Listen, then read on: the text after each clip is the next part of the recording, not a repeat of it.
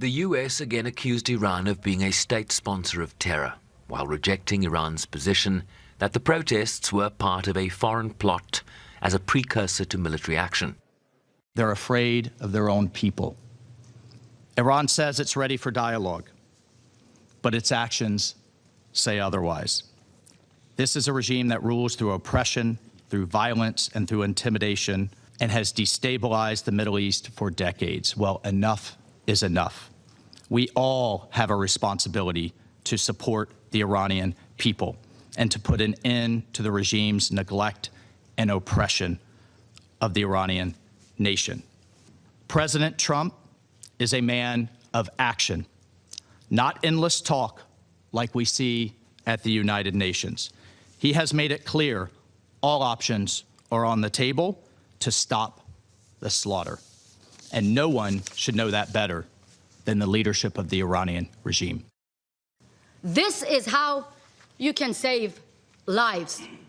The council also heard from civil society briefers, including an Iranian-American journalist who lives in exile in New York, and who was the subject of an assassination plot that US prosecutors have linked to the Islamic Revolutionary Guard Corps, securing 2 convictions last year. Secretary General, I know you hear me. I want to directly talk to you. Why are you afraid of the Islamic Republic? Millions of unarmed Iranians, innocent and unarmed protesters, have been silenced with bullets, mass arrest, prison, and a total communications blackout. No internet, no cell phones, and no landlines. They put Iran in a total darkness. I am here to bring their voices here in this room.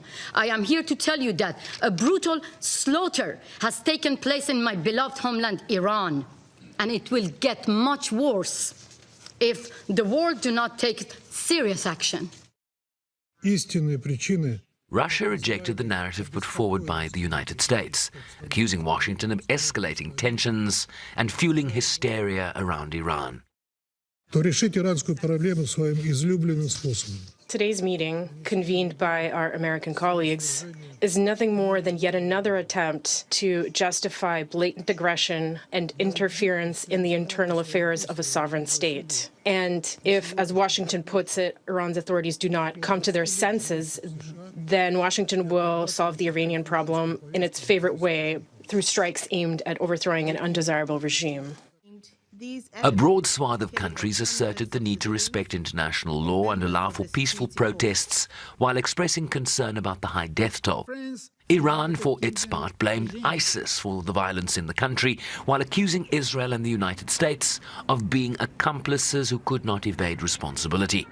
This strategy relies on manufacturing casualties, spreading false and inflated figures, and creating a pretext for foreign intervention. It is a familiar script, one that has been used repeatedly from Iraq to Libya and to Venezuela.